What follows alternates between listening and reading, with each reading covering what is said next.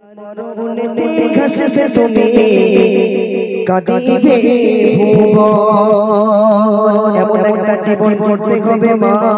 এমন একটা জীবন করে দুনিয়া থেকে বিদায় নিতে হবে মা, যে জীবনটা করে দুনিয়া থেকে কবরের জমিনে চলে গেলে দুনিয়ার মানুষ তোমার জন্য চোখের পানি ফেলে দুটো হাত তুলে দোয়া করবে। আল্লাহ পাক আল্লাহ তাআলা সিরাজুল ইসলাম বড় ভালো ছিল, আব্দুল মান্নান বড় ভালো ছেলে ছিল, এই দুনিয়ার জমিনে আমাদের সঙ্গে চলাফেরা করত। আল্লাহ পাক তাকে ডেকে নিয়েছো আপনার দরবারে সাড়া দিয়ে চলে গেছে। ও রব্বুল আলামিন আল্লাহ আব্দুল মান্নানের কবরে আপনি জান্নাতের হাওয়া বইয়ে দিন, তার কবরটা আল্লাহ আপনি শান্তি রেখে দিন। এই জীবনটা করে যদি এই দুনিয়া ছেড়ে কবরের জমিনে যেতে পারে আল্লাহ পাক আল্লাহ তাআলা আমাকে আপনাকে জান্নাতের বাসিন্দা বানিয়ে দেবে। আর দুনিয়া থেকে বিদায় নিয়ে যাওয়ার পরে আমি সিরাজুল ইসলাম কবরে চলে গিয়েছি, যাওয়ার পরে আমার কিছু বন্ধু বান্ধব গ্রামবাসীরা যদি বলে মালটা মরে গেছে ভালো হয়েছে, এইরকম যদি কেউ বলেছে, এইরকম যদি বলছে মাল মরে গেছে বেঁচে গেছি, এইরকম যদি কেউ বলেছে ওই আতালি ঘড়বে থম নাই ঝাড়বে, এত মার মারবে দাঁত একটা রাস্ত থাকবে না, বুঝতে পারেননি? ওই জন্য দুনিয়াতে থাকতে গেলে দুনিয়া থেকে চলে যাবেন, দুনিয়াবাসী মরার পরে যেন আফসোস করে, আপনার জন্য যেন ভালো দোয়া করে। তাই কবি বলছে দেখুন, এমন জীবন করো গঠন মুমিন মুসলমান, আর মরণেতে ঘাসবে তুমি কাঁদিবে ভুবন। ওরে মরণেতে ঘাসবে তুমি কাঁদিবে ভুবন। এমন জীবন করো গঠন মুমিন মুসলমান, আর মরণেতে ঘাসবে তুমি কাঁদিবে ভুবন। ওরে মরণেতে ঘাসবে তুমি কাঁদিবে ভুবন। আমাদের মরার পরে একটা গাড়ি আসবে আমাদের বাড়িতে, ওই গাড়িটা খাটিয়া নামক গাড়ি। আচ্ছা, ওই গাড়িটা কাউকে ভাড়া করতে হবে ভাই? কাউকে ভাড়া করতে হবে? কাউকে ভাড়া করতে হবে না। আমার চোখ দুটো বন্ধ হয়ে যাবে, কেউ না কেউ মসজিদ থেকে ওই গাড়িটা নিয়ে আমার দরজার সামনে হাজির করিয়ে দিয়ে বলবে সিরাজুল ইসলামকে সাজিয়ে দাও, ওকে সুন্দরভাবে নতুনভাবে সাজিয়ে দাও, কারণ ওর দুনিয়ায় থাকার টাইম শেষ হয়ে গেছে। কবি বলছে দেখুন, একটি গাড়ি চালাতে চালো, একটি গাড়ি চালাতে চালো, একটি প্যাসেঞ্জার আর চাইবে চলে কবর দেশে কাঁদিয়ে সবার। তুমি চাইবে চলে কবর দেশে কাঁদিয়ে সবার। একটি গাড়ি চালাতে চালো, একটি প্যাসেঞ্জার আর চাইবে চলে কবর দেশে কাঁদিয়ে সবার। তুমি চাইবে চলে কবর দেশে কাঁদিয়ে সবার। মরণ গাড়ি আসবে বাড়ি, মরণ গাড়ি আসবে বাড়ি, ভুলে যে মরণ। ওরে মরণ গাড়ি আসবে বাড়ি, ভুলে যে মরণ। আর সেই গাড়িতে তুলে দেবে আত্মীয় স্বজন তোমার, সেই গাড়িতে তুলে দেবে আত্মীয় স্বজন। আমি আপনি যখন মারা যাব ওই গাড়িটা কেউ না কেউ মসজিদের থেকে নিয়ে আমার দরজায় হাজির করিয়ে দেবে, আর আমাকে সেদিনে নূতনভাবে সাজানো হবে আতর গোলাপ পানি সুরমা দিয়ে আর সাদা একখানা কাপড় দিয়ে আমাকে প্যাক করে ওই খাটিয়া নামক গাড়িতে তুলে দেবে, আর বলবে সিরাজুল ইসলাম তোমাকে বিদায় দিয়ে দিলাম। আর আমার আব্বা মা আমার গ্রামবাসীরা যখন আমাকে নিয়ে যাবে, আমার যদি সাদের স্ত্রী থাকে, আমার যদি সন্তানেরা এসে বলে যে আমার আব্বা খুব ভালো ছিল, আমাদের খুব মায়া করতো, অন্তত তাকে আর একটা দিন রেখে দেওয়া হোক, নয়ন ভরে আমরা একটু তাকে দেখে নিই, আমার আব্বাকে দেখে নিই। আচ্ছা, রাখবে বলে মনে হয়? কোনোদিন রাখবে না, কারণ গাড়িটা পাঠিয়েছে আমার আল্লাহ পাক। ওই জন্য দেখবেন মারা গেলে বলে যত তাড়াতাড়ি পারো তাকে দাফন করো, কারণ গাড়িটা দুনিয়ার কেউ পাঠায় নাই, দুনিয়ার কেউ পাঠায় না, পাঠিয়েছে স্বয়ং আল্লাহ। ওই জন্য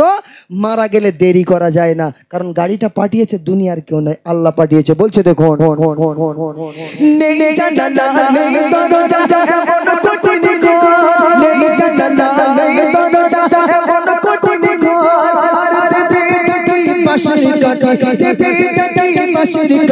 তোমার কবর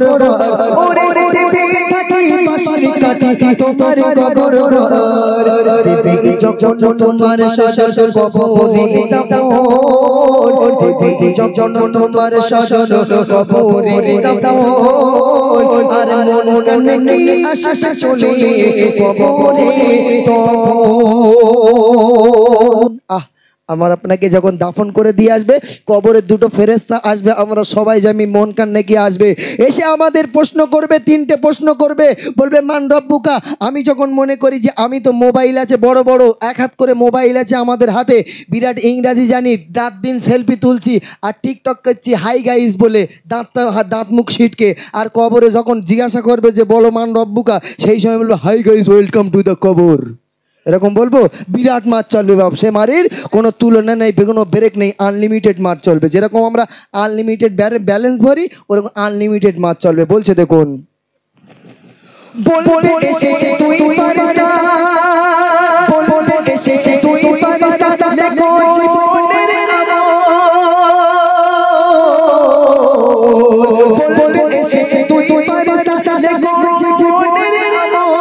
আর লিখতে গিয়ে চোখের পানি ঝরবে ঘনার গাল তোমার লিখতে গিয়ে চোখের পানি ঝরবে ঘনার গাল সেদিন তোমার খাতা হবে কি সেদিন তোমার খাতা হবে তোমারই কাপড় সেদিন তোমার খাতা হবে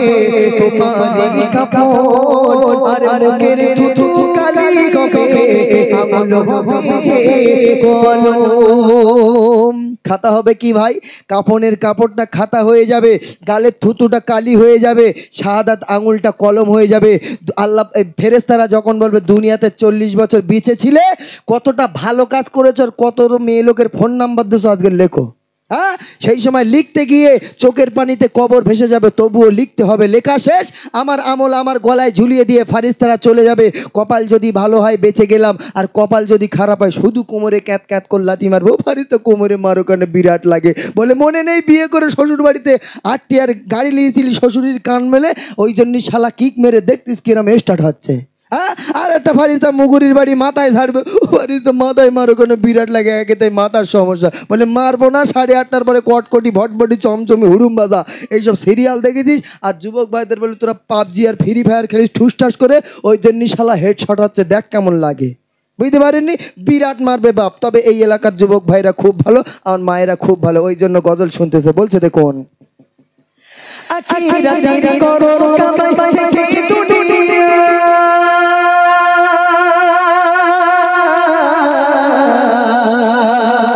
আখিরাতের করো কামাই থেকে দুনিয়া আর মনে রেখো দুনিয়া তোমার থাকার জায়গা নয় তুমি মনে রেখো দুনিয়া তোমার থাকার জায়গা নয় ছোটা ছোটি দৌড়া দৌড়ে আজ কিসের আয়োজন ওরে ছোটা ছোটি দৌড়া দৌড়ে আজ কিসের আয়োজন আর সিরাজুল ইসলাম নেবে বিদায় আজ তারি আয়োজন ওরে সিরাজুল ইসলাম নেবে বিদায়